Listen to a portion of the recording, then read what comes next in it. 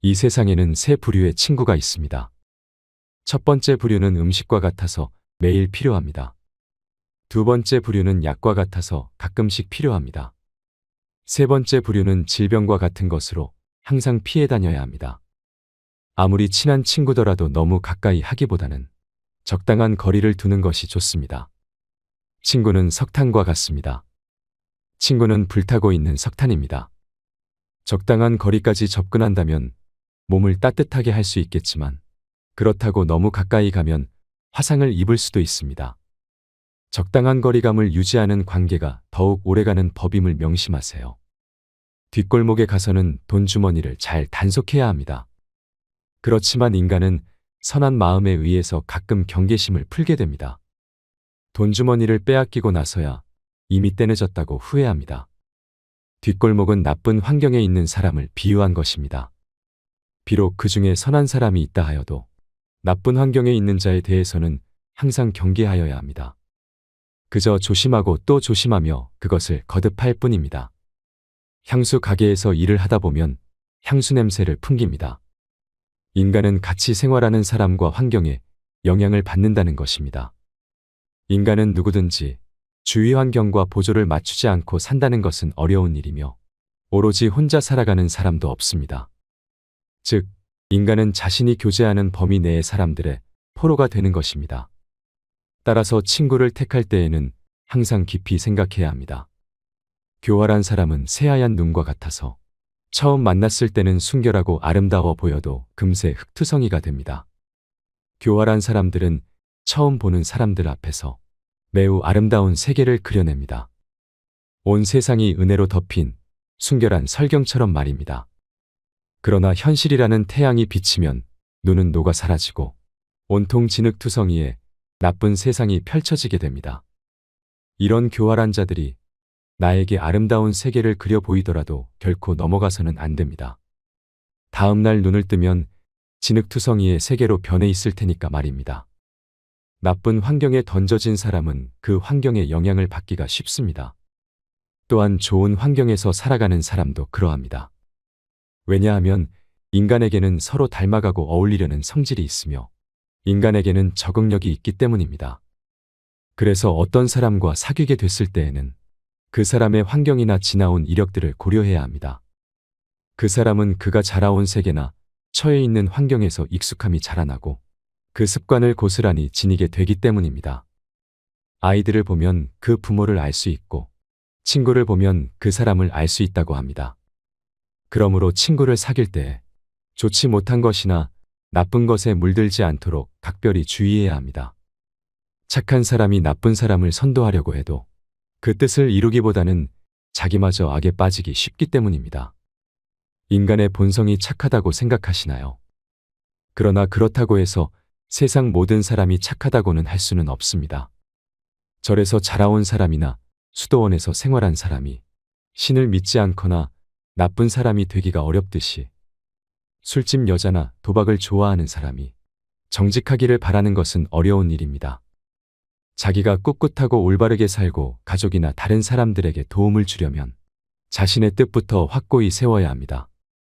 그러기 위해서는 우선 자신을 단단히 지켜야 합니다. 손님과 생선은 사흘만 지나면 악취가 납니다. 손님은 비와 같은 것이어서 적당하게 뿌리면 기뻐하지만 장마가 되어서는 안 됩니다. 호의를 권리로 아는 사람들이 생기기 때문입니다. 소문은 가장 좋은 소개장입니다. 평판이란 것은 수천 장의 소개장을 세상에 뿌리는 것과 같습니다. 그리고 업적을 소문만큼 웅변적으로 말해주는 것도 없습니다. 그 소리는 넓고 높게 퍼지는 것입니다. 멈추고 싶어도 되돌리고 싶어도 돌아가는 것은 힘듭니다. 서로가 자신의 잘못을 인정하지 않으면 진정한 화해가 이루어지지 않습니다. 화해를 하려고 할 때 한쪽만이 잘못을 인정하는 경우가 간혹 있습니다. 그러나 이렇게 해서는 화해가 이루어지기 어렵습니다. 왜냐하면 타협으로부터 화해가 이루어지는 것이기 때문입니다.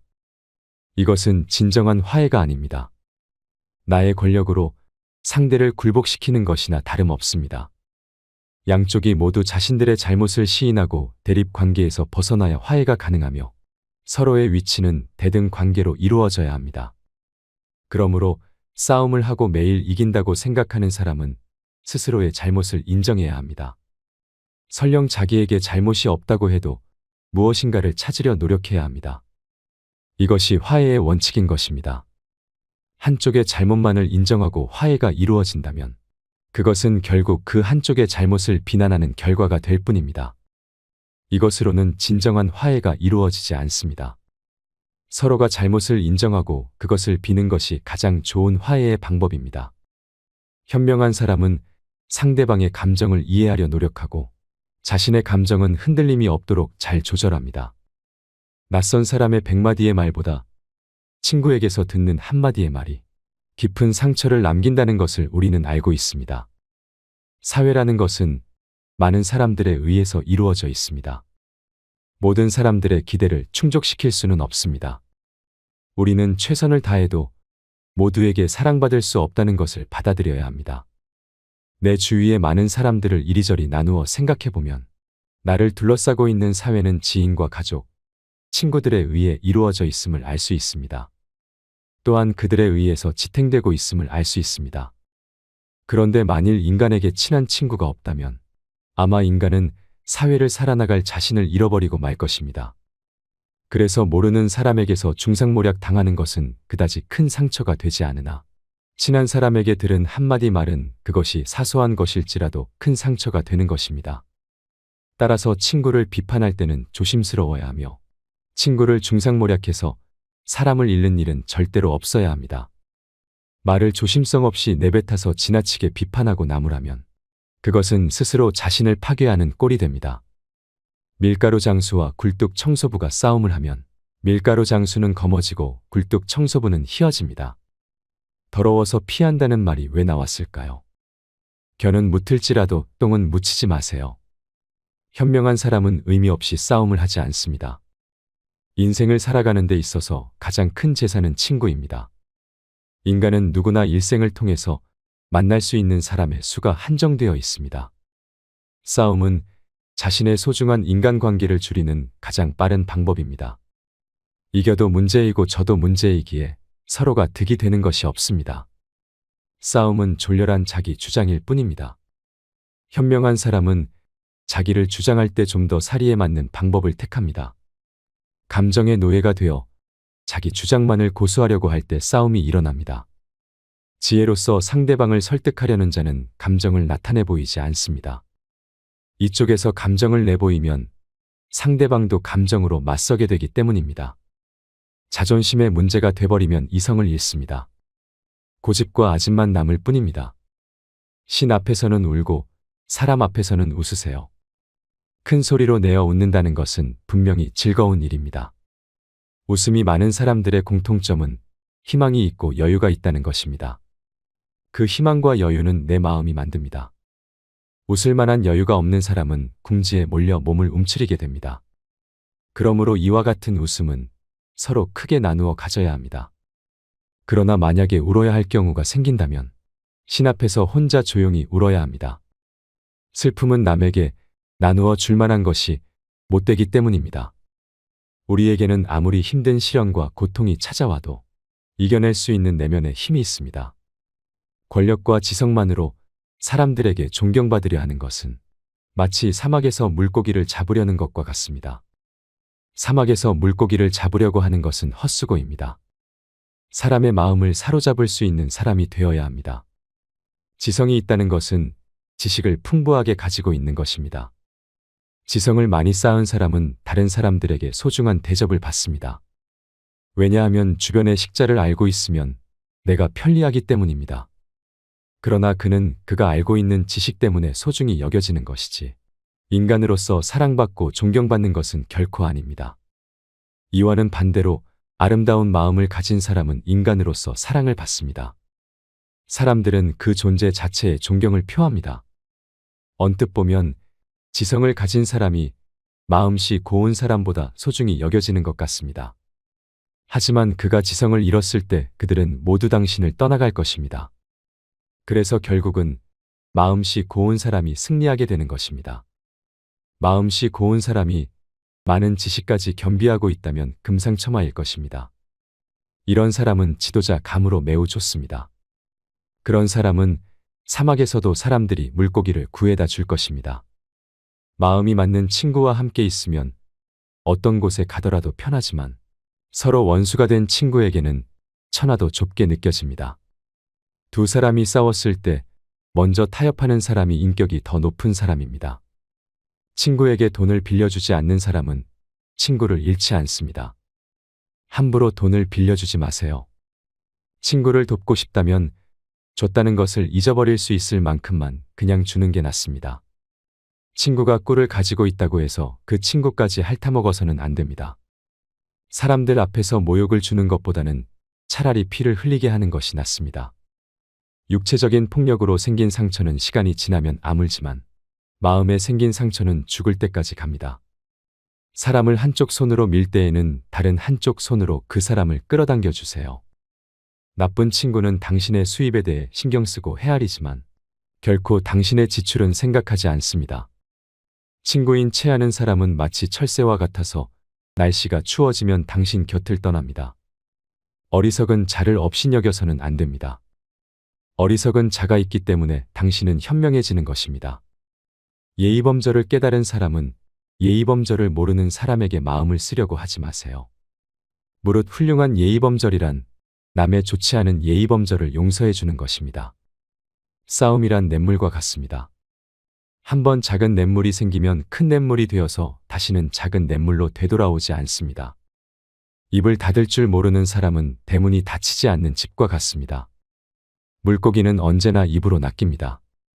인간도 역시 입 때문에 걸려듭니다. 한번 입으로 낚인 물고기는 다시 바늘에 걸리지 않으나 어리석은 인간은 금방 또다시 입 때문에 걸려듭니다. 혀에는 뼈가 없다는 것을 항상 생각하세요. 혀에게 재주를 가르친다는 것은 어려운 일입니다. 함부로 수다 떨지 말고 비밀은 꼭 지키세요. 혀로 말하기 전에는 항상 한 번 더 생각해야 합니다. 하면 안 되는 것들을 아무리 타일러도 혀는 곧 잊어버리기 때문입니다. 혀에는 뼈가 없기에 우리는 혀라고 하는 것이 연체동물임을 항상 의식해야 합니다. 혀는 일생의 운명을 지배하는 중요한 몸의 부분이기 때문이다. 우리 주위에는 입을 잘못 눌려서 해서는 안 될 소리를 해서 잠자코 있어야 할 때 입을 놀려서 인생에 큰 손해를 본 사람들이 많이 있습니다. 사람은 혀와 함께 평생을 살아가야 합니다. 혀는 자신이 의지를 가진 듯 제멋대로 움직입니다. 말이나 음성은 인간의 얼굴이라고 합니다. 입을 오래 벌리고 있으면 잃는 것이 많습니다. 쓸데없는 말들에 자기 자신을 잃지 않도록 항상 경계하세요. 말 한마디 덧붙이는 것은 언제라도 가능한 일이지만 이미 해버린 말을 주워 담는 것은 불가능한 일입니다. 입보다 귀를 상석에 앉히세요. 인간이 입으로 망한 적은 있어도 귀로 망한 적은 없습니다. 입은 자신을 주장합니다. 귀는 다른 사람의 주장을 듣습니다. 물론 인간이 말이 너무 없는 것도 좋은 것은 아닙니다. 자신을 주장하지 않고 살아갈 수 없기 때문입니다. 인간은 자신을 남에게 강요하려는 기질이 강합니다. 그래서 인간은 수다를 떨게 되는 것입니다. 따라서 아무리 수다를 경계한다고 하더라도 그것은 결코 지나친 것이 아닙니다. 동물에게 입이 하나, 눈과 귀가 둘인 이유는 주위의 사물을 잘 보고 소리를 잘 들어야만 생존할 수 있기 때문입니다. 잘 보고 잘 듣는 것이 동물을 지켜주는 것임을 생각할 때 우리의 일상생활에도 교훈이 될 것입니다. 당나귀는 긴 귀로써 알아보고 어리석은 사람은 긴 혀로써 알아봅니다. 당나귀는 긴 귀를 갖고 있지만 실제로는 아무것도 듣고 있지 않다고 합니다. 당나귀에게는 좀 안 된 이야기이지만 오랫동안 당나귀는 어리석은 사람을 일컫는 대명사였습니다. 어리석은 사람에게 가장 큰 적은 자기 자신입니다. 자신이 어리석다는 사실은 가만히 있을 때에는 알 수 없으나 당나귀 귀처럼 긴 혀로 이야기하게 되면 곧 알려지게 됩니다. 어리석은 사람의 혀는 날름거릴수록 길어진다고 합니다. 그러나 아무리 날름거리더라도 어진 사람이 이야기할 때와 달라서 아무런 의미도 갖지 않습니다. 오히려 무시당하기 십상입니다. 새장으로부터 도망친 새는 붙잡을 수가 있으나 입에서 나간 말은 붙잡을 수가 없습니다. 왜냐하면 비밀은 돈처럼 붙들어 두려고 하여도 잠시 방심하는 사이에 나가버리기 때문입니다. 따라서 비밀을 들었을 때는 힘들게 번 돈처럼 사용하는 순간까지 잘 간직해야 하는 것입니다. 더구나 비밀은 돈보다 훨씬 위험합니다. 남에 대한 욕이나 비난도 이와 마찬가지입니다. 서로 만나서 얘기하는 것은 양쪽의 날이선 칼처럼 자신을 다치게도 하는 것임을 잊어서는 안 됩니다. 애매한 친구보다는 차라리 분명한 적이 낫습니다. 우리가 가장 대하기 힘든 것이 이도저도 아닌 애매한 친구입니다. 진정한 친구인가 아니면 적인가를 도무지 구별할 수 없는 사람은 상대하기 곤란합니다. 인간은 친구를 만나면 누구나 속마음을 털어놓게 됩니다. 그런데 그 친구가 적인 것을 분명히 알고 있으면 그 적이 자기에게 요구하는 것과 요구하지 않는 것을 확실하게 알 수 있습니다. 그러므로 상대와 사귈 때 애매모호한 자세로 친구인 양하는 것은 비겁한 짓입니다. 그것보다는 차라리 확실한 적이 낫습니다.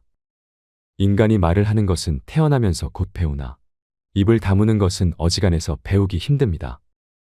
지혜를 둘러싸는 답은 침묵이다라는 말은 모두에게 교훈이 되는 말이며 세상을 살아가는 원칙입니다. 자신의 지나간 생을 돌이켜볼 때 입을 잘못 놀리거나 말을 덧붙여 후회한 일은 있어도 침묵하고 있었던 것을 후회한 것은 별로 없을 것입니다. 침묵도 일종의 언어입니다. 그리고 그것을 배우면 더 좋은 사람이 됩니다. 많은 어휘를 알더라도 침묵하는 것을 모른다면 그것은 기본적인 말을 모르는 것과 같습니다. 거칠의 인사는 고양이처럼 핥습니다.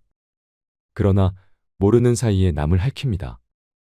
사람을 앞에 두고서 지나치게 칭찬하면 안 됩니다. 사람을 칭찬하고자 할 때에는 보이지 않는 곳에서 하세요. 이것은 지혜로운 사람이 남을 칭찬하는 방법입니다. 그리고 아첨하는 일을 멀리 하세요. 아첨하는 사람을 가까이 할수록 당신은 바보가 됩니다. 거짓말을 해서는 안 됩니다. 거짓말을 하는 것이 나쁘다는 것은 어렸을 때부터 귀에 못이 박히도록 들어서 잘 알고 있는 사실입니다. 그리고 진실은 당당하게 말해야 한다고 배웠습니다. 그런데 진실 중에서도 말해서는 안 될 것이 있습니다. 사람을 다치게 하는 진실입니다. 진실에도 거짓말과 같이 사람을 괴롭히는 것이 있다는 것을 알아야 합니다. 그래서 말하면 안 되는 진실은 비밀입니다. 자신의 비밀이나 남의 비밀을 말해서는 안 됩니다. 진실도 거짓말과 같이 위험한 것입니다. 진실은 면도칼처럼 조심스럽게 다루어야 합니다. 당신이 아는 진실이 진실이 아닐 수도 있습니다. 거짓말쟁이는 뛰어난 기억력을 가져야 합니다. 거짓말쟁이를 곁에 두면 이익될 것이 없습니다. 진실을 말해서 얻는 것은 무엇을 말했는가 기억할 필요가 없다는 것이다라는 속담도 있습니다. 도덕이란 것도 어느 세상에서나 불타는 정의감에서 나온 것이 아니라 생활의 편리를 찾기 위해서 생긴 것입니다. 거짓말을 하게 되면 당장은 이익이 생기는 일이 있겠지만 긴 안목으로 보면 아무런 장점이 없습니다. 대부분의 사람에게 가장 큰 고통은 남에게 말하지 못하는 비밀입니다. 남이 모르는 것을 알고 있다는 것은 우월감을 갖게 합니다. 그리고 그 정보가 상대방과 관계 있을 때 상대방이 그것을 모르고 자신만 알고 있다면 더욱 우월감을 갖게 됩니다. 인간은 우월감에 젖고 싶은 강한 욕망을 가졌으므로 인간이 비밀을 지킨다는 것은 매우 어려운 일입니다. 또 한편 인간은 고독에서 벗어나고자 하는 강한 열망이 있습니다. 남에게서 따돌림 받는 것만큼 괴로운 것은 없습니다. 인간이 다른 사람에게 얘기해서는 안 되는 것을 누설하거나 털어놔 버리는 것은 그것을 다른 사람에게 얘기함으로써 자기와 같은 경험을 하게 하고 고독으로부터 해방되려고 하는 것입니다. 인간은 간접적인 것을 통해서도 경험을 하게 되므로 다른 사람과 이야기하는 것도 상대방과 함께 경험을 나누는 것이 됩니다. 인간에게 있어 가까운 사람과 말할 수 없는 것만큼 큰 고통도 없습니다. 인간은 시간 또는 자기가 가진 물건이나 정보를 서로 나누면서 친해지게 마련입니다. 친하다는 것은 곧 서로 나누어 가진다는 것을 의미합니다. 당신의 친구는 친구를 가졌고 그 친구도 다른 친구가 있으며 그 친구의 친구도 다른 친구가 있습니다. 그러므로 당신 친구에게 이야기하는 것을 조심하세요. 자기가 들은 비밀을 다른 사람에게 말하고 싶은 충동은 대단히 참기 어렵습니다. 같은 말을 되풀이하는 자는 가까운 친구를 잃습니다. 비밀은 꼭 지켜야 합니다. 당신의 입은 금고라고 생각하세요. 금고는 쉽게 자주 열면 안 됩니다. 입을 금고에 비유하자면 열릴 때까지 오랜 시간이 걸리는 금고일수록 정교하고 좋은 것입니다. 남을 헐뜯는 중상이나 비방은 친구로부터 친구에게 입에서 입으로 전해지기 마련입니다. 그리고 당신은 조심성 없는 행동으로 인하여 그 사람의 원한을 사게 됩니다. 혀는 마음의 붓입니다. 남의 입에서 나오는 말보다 자기 입에서 나오는 말을 잘 들어야 합니다. 자기가 하는 말을 자신이 건널 다리라고 생각하세요. 튼튼한 다리가 아니라면 당신은 건너지 않을 것입니다. 고약한 혀는 고약한 손보다 나쁩니다. 현명한 말은 현명한 행동보다 못합니다. 말은 약과 같은 것입니다. 그러므로 의사가 약을 처방하듯 신중히 생각해 말해야 합니다. 한 대 맞은 아픔은 언젠가는 없어지지만 모욕당한 말은 영원히 남습니다. 급하게 대답하는 사람은 급하게 잘못을 저지릅니다.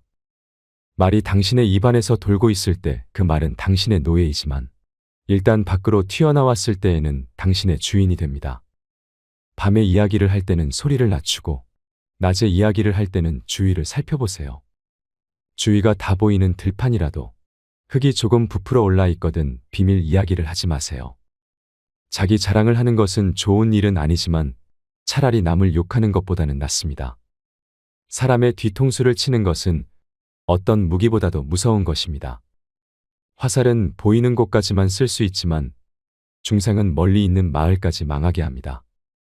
침묵은 어진 사람을 더욱 어질게 합니다. 그러므로 어리석은 자는 침묵의 소중함을 알지 못합니다. 어리석은 자가 어진 듯이 하기는 간단합니다. 입을 다물고 있으면 됩니다. 어진 사람은 자기 눈으로 직접 본 것을 남들에게 이야기하고 어리석은 사람은 자기 눈으로 보지 못하고 귀로만 들은 것을 이야기합니다. 귀로 무엇을 들을 것인가, 눈으로 무엇을 볼 것인가는 자기 의지대로 하기 어렵습니다. 그러나 입은 의지대로 할 수 있습니다. 어리석은 사람을 어떻게 분별할까요? 어리석은 사람은 수다스럽습니다. 짓거리기를 잘하는 어리석은 자는 엉뚱한 시간을 가리킴으로 시계와 같고 말없이 가만히 있는 어리석은 자는 고장 나서 움직이지 않는 시계와 같습니다. 둘 중에 후자가 훨씬 낫습니다. 영혼까지도 휴식이 필요하므로 인간은 잠을 자는 것입니다.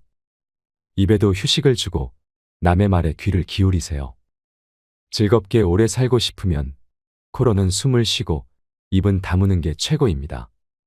이상으로 책틀맨이었습니다.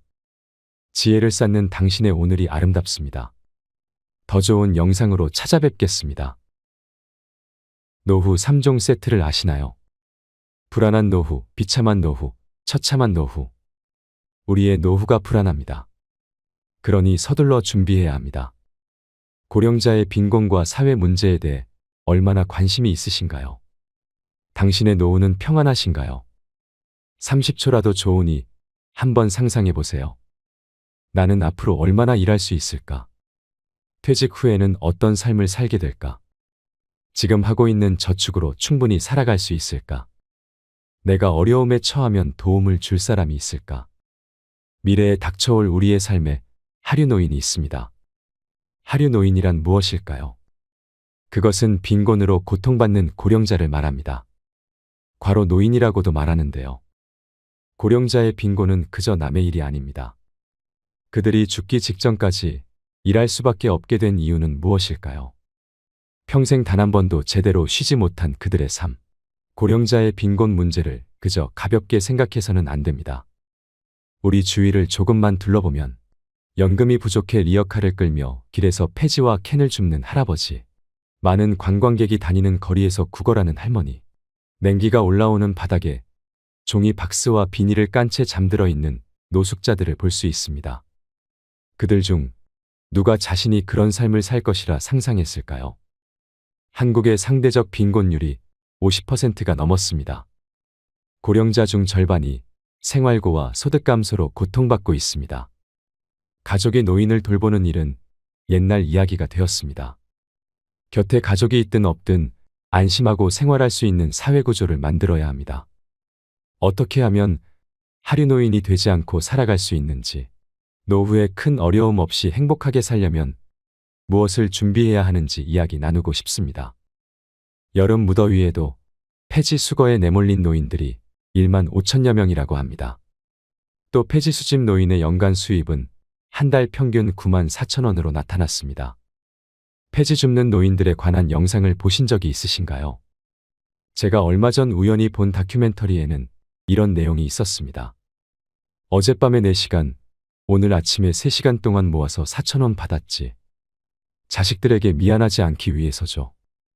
폭염주의보가 내려진 날 뜨거운 햇볕이 내리쬐는 서울 영등포구의 한 고물상에서 만난 74세의 할아버지는 흘러내리는 땀방울을 닦으며 이같이 말했습니다. 이 할아버지는 기초생활수급자로서 매달 30만 원의 수급비를 받으며 생활하지만 병원비와 생활비 등 만만찮게 들어가는 비용에 아픈 몸을 이끌고 폐지를 모은다고 말합니다. 허리 통증으로 고생이지만 병원을 찾을 여유는 없습니다. 이렇게라도 일해야 생활을 유지할 수 있기 때문입니다. 조금 덜 먹고 덜 쓰고 하면서 붙어있는 모진 목숨, 어떻게든 살아가는 것이 인생의 목표가 되어버린 것입니다. 여러분은 얼마나 노후 준비가 되어 있으신가요? 가난한 자신을 원망하며 살아가는 노인들의 이야기가 더 이상 남의 일같이 느껴지지 않습니다. 숨 쉴 틈도 없이 자식 키우며 힘들게 열심히 살았는데 남은 것은 텅 빈 주머니와 외로움뿐입니다.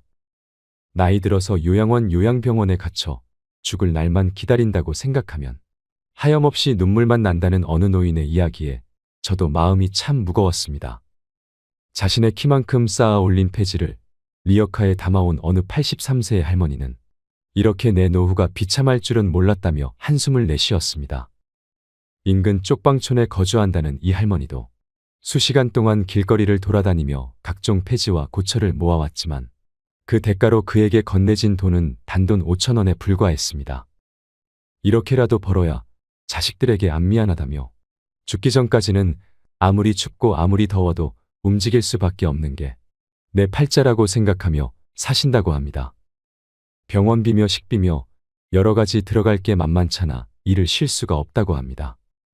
나의 노후가 잘 준비되어 있지 않다는 불안감, 고령화 사회로 나아가는 속도에 비해 노인을 위한 사회는 준비가 되어 있지 않은 것 같습니다. 기초연금, 노령연금 등 노인을 위한 지원이 강화되고 있다고는 하지만 아직까지 노인 빈곤은 옛 시절의 회환이 아닌 현재 진행형인 이야기이기 때문입니다. VJ를 울렸던 폐지 할머니를 기억하시나요? 앙상한 최고의 할머니 한 분이 고물상을 찾았습니다. 오자마자 자리에 주저앉은 할머니는 먹을 것이 없어 폐지를 팔아 라면이라도 사가려고 왔다며 어제 저녁에는 설탕물 한 그릇 타먹고 견뎠더니 힘이 없어 다른 이들이 억지로 수레를 밀어줘 여기까지 왔다고 말했습니다. 이날 할머니가 폐지를 팔아서 번 돈은 고작 2,500원이었습니다. 이것은 2008년에 방영된 다큐 3일 프로그램 속 내용입니다. 아마 기억하시는 분도 많을 텐데요. 고령의 나이에도 힘들게 지내는 할머니의 모습에 많은 분들이 눈물을 흘렸습니다. 하지만 더 눈물샘을 자극한 장면은 따로 있었습니다. 할머니의 모습을 촬영하던 VJ가 이제 그만 가봐야겠다고 하자 할머니가 요구르트 하나를 건넨 것입니다. 밥 한 끼도 제대로 챙기지 못하고 하루벌이가 2,500원 뿐인 할머니가 챙겨준 요구르트. 이를 찍던 VJ는 결국 눈물을 흘렸습니다. 노인 빈곤에 대한 깊은 인상을 남긴 이 프로그램은 방영된 지 오랜 시간이 지났음에도 이따금씩 회자되고 있습니다. 하지만 그동안 우리의 사회는 얼마나 변했을까요? 얼마나 많은 개선이 이루어졌을까요? 우리는 한번 자문해 봐야 합니다.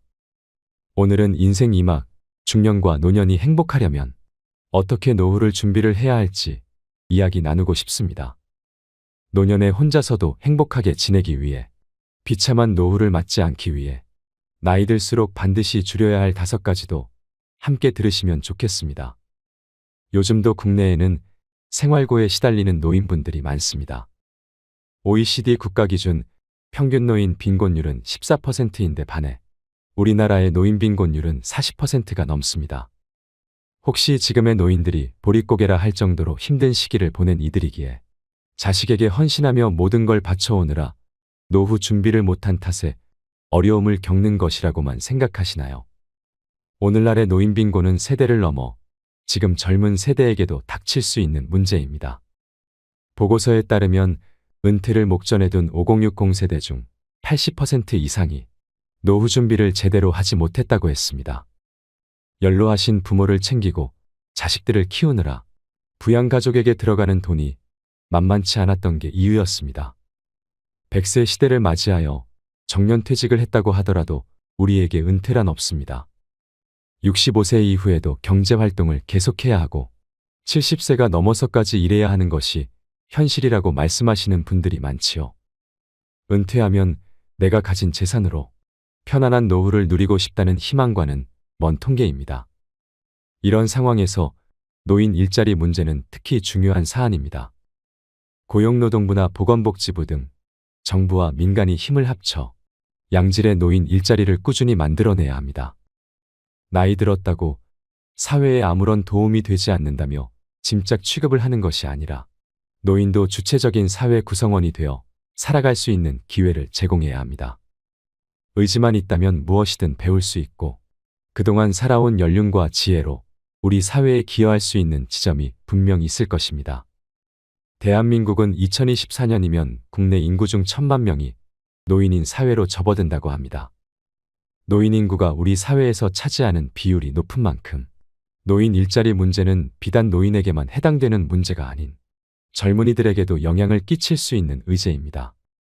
노인이 일할 수 있는 자리가 적어 사회적 지원이 많이 필요해진다면 이는 노동 가능 인구인 젊은 층에게 부담으로 작용할 수 있습니다. 삶의 활력소가 없어 병에 걸리는 이들이 많아지는 것 또한 건강보험 재정에 나쁜 영향을 끼칠 것입니다. 노인 일자리 사업의 사회경제적 효과에 관한 보고서에 따르면 노인 일자리 사업에 참여한 집단의 의료비가 그렇지 않은 집단보다 70만 원이나 더 적었던 것으로 나타났습니다. 참여자 1인당 월 평균 7만 원 정도의 의료비 절감이 발생한 것입니다. 노인분들을 젊은 사람 등골 빼먹는 적으로 취급하고 세금만 축낸다며 앞장서서 세대 갈등을 조장하는 것보다 우리나라 성장에 기여하고 공로하신 부분을 감사히 여기고 함께 상생할 수 있는 방법을 찾아야 합니다. 누구나 늙습니다. 누구나 노인이 됩니다. 우리는 그것을 항상 기억해야 합니다. 노년의 행복한 삶을 위해 사회적인 측면에서 노력해야 하는 부분이 이것이라면 개인적으로 우리는 행복한 노년을 위해 어떤 노력을 할 수 있을까요? 나이가 들수록 버려야 할 것 5가지가 있습니다. 첫째, 자식에게 의지하려는 마음을 버리셔야 합니다. 디어 마이 프렌즈라는 드라마를 보셨나요? 노년의 삶을 인상 깊게 그려냈다고 찬사를 받았던 작품인데요. 드라마를 쓴 작가 노희경은 드라마의 결말을 쓰며 내 잔인함에 내가 소름이 돋았다고 했습니다. 아무리 포장해도 결국 이 드라마의 결론은 부모님들, 자식들에게 의지하지 마세요. 우리는 우리 살기 바빠요.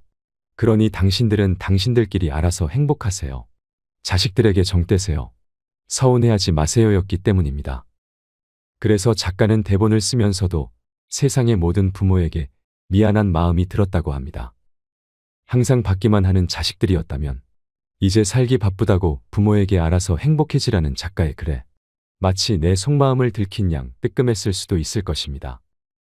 부모는 이미 커버린 자식들이, 자식은 이제 귀찮아진 부모와 같이 있는 시간이, 서로에게 버거운 시간이 온다면 얼마나 가슴 아플까요? 살다 보면 마음은 그렇지 않은데 왜 그렇게밖에 말을 못하게 되는지 후회되는 순간도 생길 것입니다.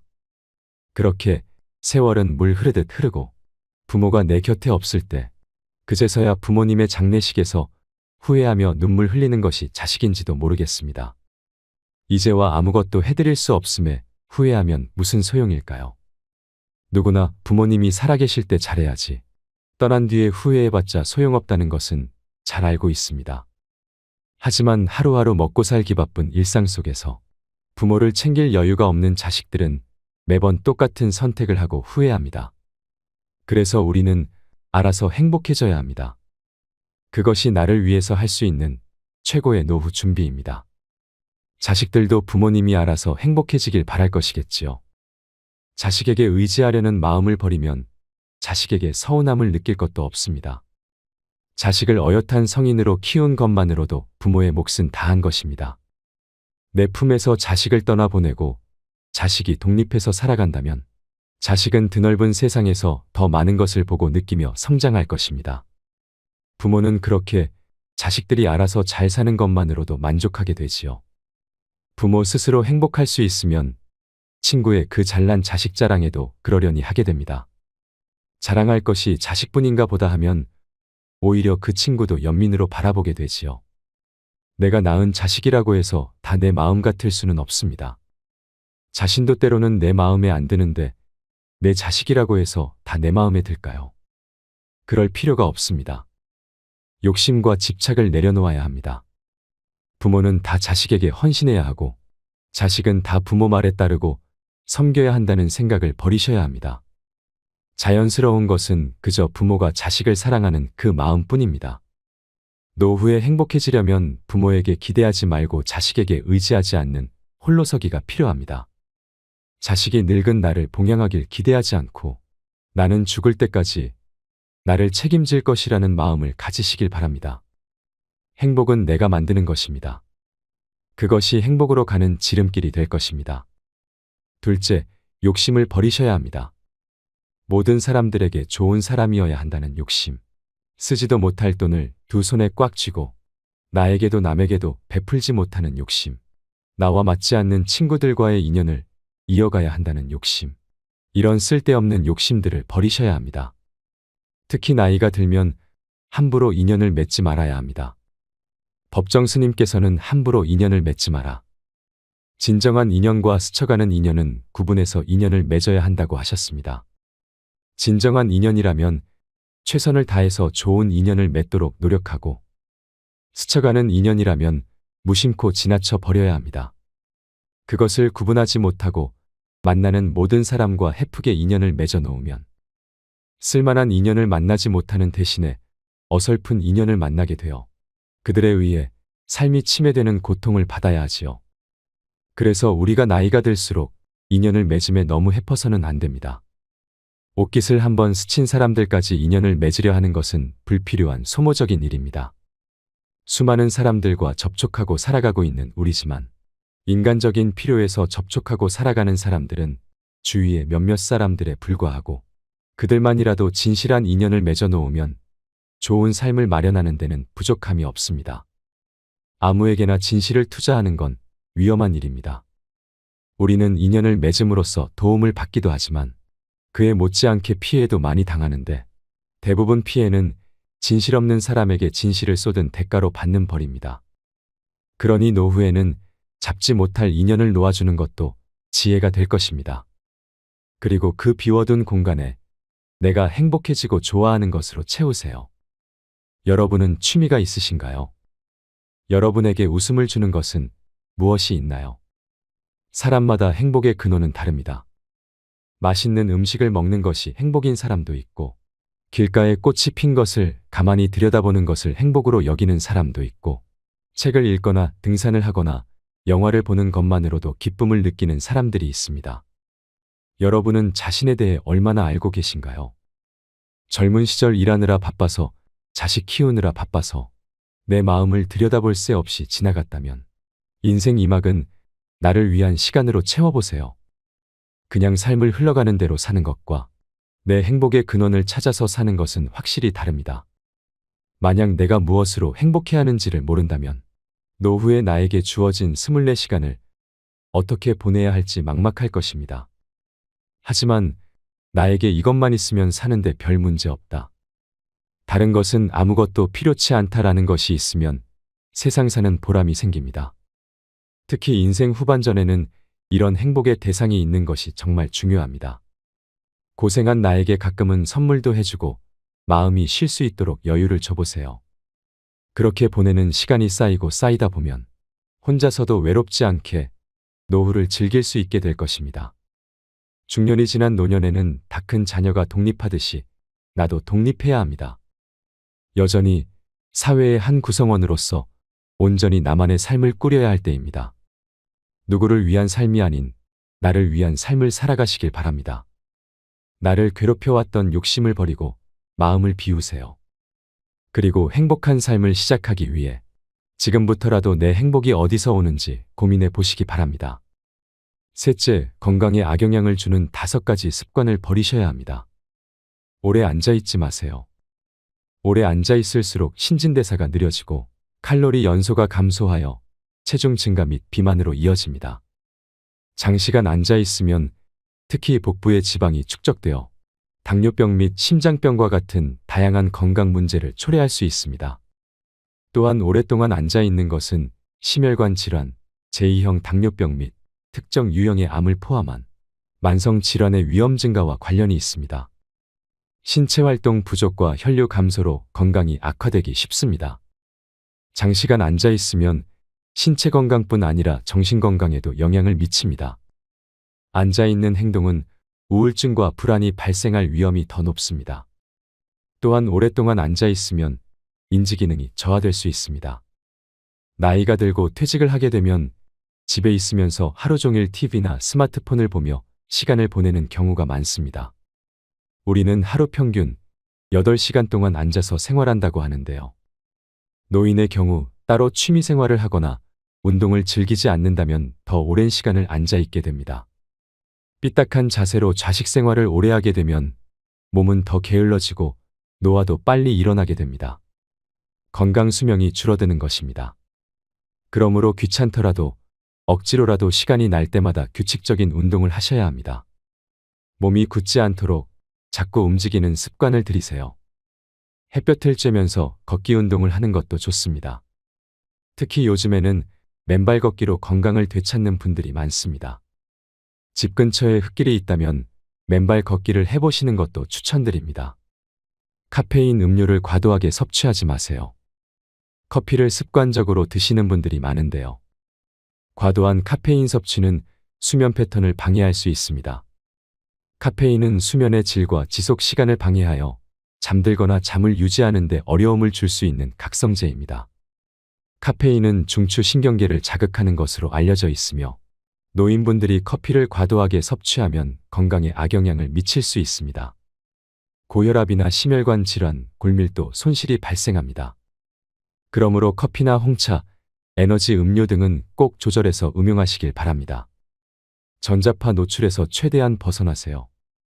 컴퓨터, 스마트폰 등 화면 앞에서 과도한 시간을 보내면 다양한 시력 문제가 발생할 수 있습니다. 화면에서 방출되는 청색광에 지속적으로 노출되면 디지털 눈의 피로, 건조, 시야 흐림 및 두통이 발생할 수 있습니다. 또한 신체의 자연스러운 수면 각성 주기를 방해할 수 있습니다. 수면 조절을 돕는 호르몬인 멜라토닌 생성이 억제되어 가속 노화가 진행될 수 있습니다. 전자기기를 멀리하고 자연을 가까이 하세요. 맑은 공기와 깨끗한 물이 건강 장수의 요지입니다. 잘못된 자세에서 벗어나세요. 오랫동안 화면을 보는 것은 잘못된 자세를 수반하는 경우가 많습니다. 이것은 목과 어깨 통증, 요통 및 두통을 포함한 근골격계 문제로 이어질 수 있습니다. 항상 자세를 바르게 하고 요가나 명상을 통해 정신적인 스트레스를 조절해 주는 것이 필요합니다. 또한 꾸준한 근력 운동을 통해 신체 균형이 무너지지 않도록 관리해 주세요. 빨리 먹는 습관을 버리고 야식을 피하고 몸에 안 좋은 음식을 멀리하세요. 취침 시간에 과식하거나 단 음식을 섭취하면 수면에 방해가 될 수 있습니다. 지방이나 당분이 많은 과식이나 간식을 소화하면 불편함, 소화불량, 심지어 위산 역류를 일으켜 잠들기가 어렵고 밤새 편안한 수면을 유지하기 어렵습니다. 잠자리에 들기 3시간 전에는 다른 음식물을 섭취하지 않는 습관이 중요합니다. 그리고 식사를 하실 때는 급하게 허겁지겁 먹는 것을 피하세요. 나이가 들수록 소화 기능이 떨어져 빨리 먹는 습관은 몸에 해롭습니다. 천천히 꼭꼭 씹어 먹어야 합니다. 현대인들은 건강에 해로운 간식이나 설탕, 인공 재료가 많은 가공식품을 자주 찾습니다. 이러한 음식을 정기적으로 섭취하면 심장병, 당뇨병, 비만과 같은 만성질환이 생길 수 있습니다. 나이 들수록 육체적인 건강도 잘 지키셔야 합니다. 넷째, 독선을 버리셔야 합니다. 독선이란 자기 혼자만이 옳다고 믿고 행동하는 일입니다. 대부분의 사람은 진정한 삶의 의미를 묻지 않고 독선적으로 앞만 보고 달려갑니다. 그러한 현상은 나이가 들수록 심해집니다. 노인이 되면 고집이 세지고 사고가 굳기 쉽다고도 하지요. 인생 후반기를 살다 보면 불현듯 지난 시간에 대한 후회가 밀려옵니다. 옳다고 생각하고 달려왔는데 돌아보니 독선 때문에 스스로의 삶을 망쳐왔다는 걸 깨닫게 되는 순간이 옵니다. 하지만 자기 생각과 관점이 언제든지 틀릴 수 있음을 받아들일 수 있으면 나이 들어도 더 발전할 수 있고 성숙할 수 있습니다.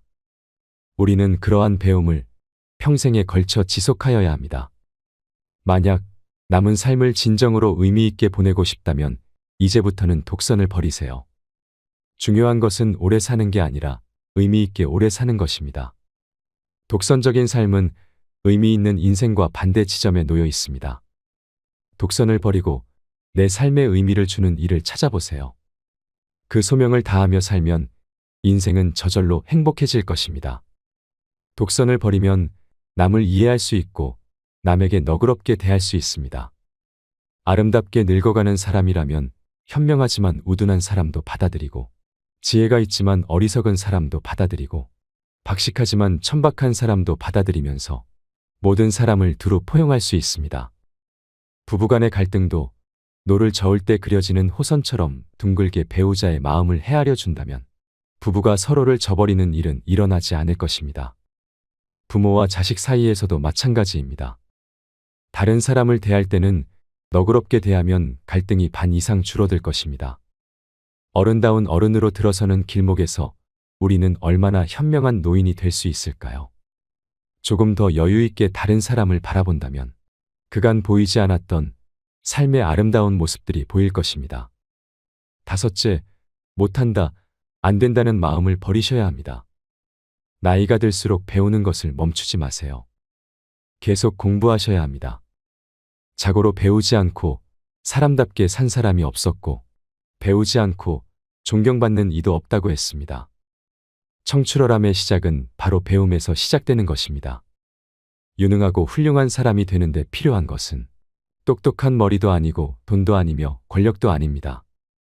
필요한 것은 단 한 가지 배움과 학습뿐입니다. 공부를 결코 멈추어서는 안 됩니다. 배움에는 나이가 없고 때가 없습니다. 자신이 좋아하는 것을 찾고 끊임없이 학습하세요. 그림을 그리는 것도 좋고 채소를 키우는 것도 좋고 사진 찍는 것을 배우는 것도 좋습니다. 운명에 굴복하지 마세요. 지나온 내 삶이 후회가 된다면, 지금의 삶을 바꾸고 싶다면 못한다, 안 된다는 마음을 할 수 있다, 해낸다라는 마음으로 바꾸셔야 합니다. 지금의 삶을 그저 하늘의 뜻으로 받아들이며 사는 게 아니라 목표를 정하고 변화를 시도해 보세요. 그러면 내가 원하는 삶을 살아갈 수 있을 것입니다. 나는 원래 그런 사람이야 라고 생각하면서 계속 불만족스러운 삶을 사는 것보다는 나는 원래 그런 사람이 아니야 라고 생각을 바꾸면 인생의 변화를 꿈꿀 수 있습니다. 불행의 시작은 운명에 굴복하는 마음입니다. 나는 어쩔 수 없는 사람이라고, 남들처럼 할 수 없는 사람이라고 자신의 한계를 두지 마시길 바랍니다. 여러분은 발전할 수 있습니다. 운명에 굴복하는 마음으로 주어진 삶을 어쩔 수 없이 받아들이는 대신 나의 보폭으로 내가 할 수 있는 만큼의 열정과 노력으로 하루하루를 만족하면서 살아가세요. 그러면 매일이 행복해질 것입니다. 그리고 나의 삶이 완전히 바뀌는 것을 느낄 수 있을 것입니다. 비참한 노후가 아닌 행복한 노후를 살아갈 수 있을 것입니다. 나이가 든다는 것은 지극히 자연스러운 것입니다. 늙어서 서럽다는 마음이 드시나요? 하루하루 몸도 쇠약해지고 내가 언제 이렇게 나이 들었나 하는 생각에 마음이 울적해지실 때도 있을 것입니다. 하지만 이렇게 생각해 보세요.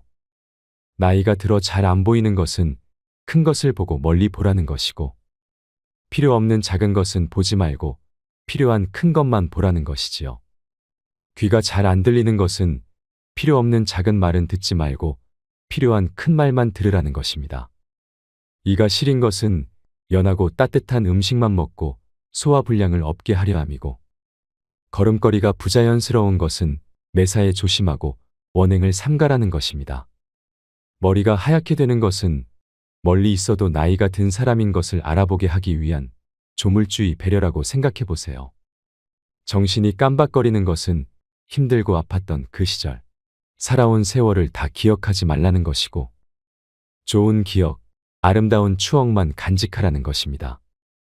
자식에게 의지하려는 마음 버리기, 함부로 인연을 맺지 말고 욕심 버리기, 건강에 악영향을 주는 습관 버리기, 독선을 버리고 너그러워지기, 못한다, 안 된다는 마음을 버리고 항상 배우려는 자세 가지기, 요양원, 요양병원 가지 않고 혼자서도 잘 사는 법, 나이 들수록 반드시 줄여야 할 이 5가지를 꼭 기억하셨으면 좋겠습니다. 나이 드는 것을 두려워하지 마세요. 모든 것은 자연의 섭리이고 이치일 뿐, 현재 행복한 삶을 살아가는 것이 1000배 만배 더 중요합니다. 지혜롭고 성숙하게 나이 드는 당신은 그 누구보다 아름답습니다. 이상으로 책틀맨이었습니다.